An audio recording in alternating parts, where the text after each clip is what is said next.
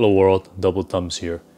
DJI, best known for their drones, shocked the world last year when they came out with its first action cam, the Osmo Action. The GoPro finally had a worthy competitor, and the Osmo Action had its own unique features like the front screen right here. A year has passed and the GoPro has come out with their next model, the GoPro 8, and other companies like Insta360 have come out with their own GoPro-like action cams, which is the Insta360 One R. So in 2020, after a year, is it still worthy as a budget action cam or an action cam? At a price of $349 and a promo price of $259 right now, I think so, but let's go find out.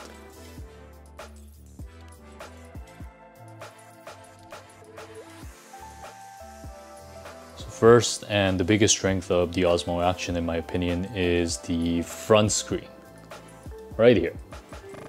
If you're using your action cam as a vlog camera, the ability to monitor that you're in frame is important. Yes, I know it's an action cam with a wide angle lens, so you're most likely gonna be in the frame most of the time as long as you just point the lens towards your face. But in tight spaces where you're not sure, it's definitely a positive to know that you're in the shot by switching over to the front screen.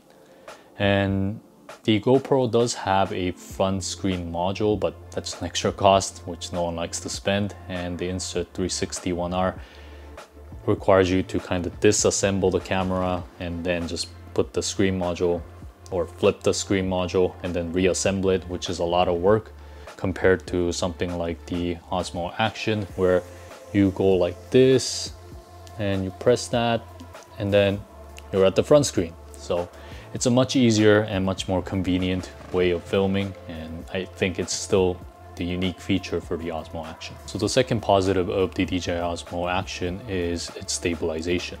DJI calls it rock steady, and it's an electronic stabilization just like the GoPro and other action cameras. And they do say it's worse than the GoPro 8's Hypersmooth 2, but I really couldn't tell the difference. Whenever I have it mounted on my backpack or I have it mounted on my chest, then I never have any issues with the footage because it's too shaky. But at nighttime, it is going to be much worse in terms of stabilization because it's a electronic stabilization. It becomes blurry, it becomes jittery, but that's not unique to the Osmo Action because any electronic stabilization is going to have that issue. So all action cam is, they're gonna have that problem. And the last strength of the Osmo Action is its durability. Being an action cam, it's gonna be thrown around a lot, gonna be in water, and it might be dropped on the ground quite a few times. And someone like me who drops their camera a lot, it's a big positive. And the GoPro 7 and the Osmo Action has a replaceable lens cap. So what I mean by that is you can turn this around and screw it off. It's gonna come off, oh, like that. And it's a big positive because imagine getting this thing cracked and you're stuck with it. Like the GoPro 8, for some reason they got rid of the replaceable lens cap, so the Osmo Action is kind of on its own with the older GoPro, and it's a huge positive in case that you drop it or you ruin this lens cap. And the Insta360 One R, that's a modular system, so it's just not gonna be as sturdy as the unibody, one body Action. Now on to some negatives of the Osmo Action, and the biggest negative in my opinion is the 4K screen lag. And when the Osmo Action was first released, the screen lag while filming 4K was quite horrible. It was almost like a full second delay between the action and the screen. And that's a huge negative being an action cam, because you want to capture and you want to be aware of the action as it happens, not after it passes. So it is a huge negative, but with multiple firmware updates over the last few months, they did make it a lot shorter, this lag. And in 1080p, I don't think it's even noticeable anymore. But in 4K, let's test it out.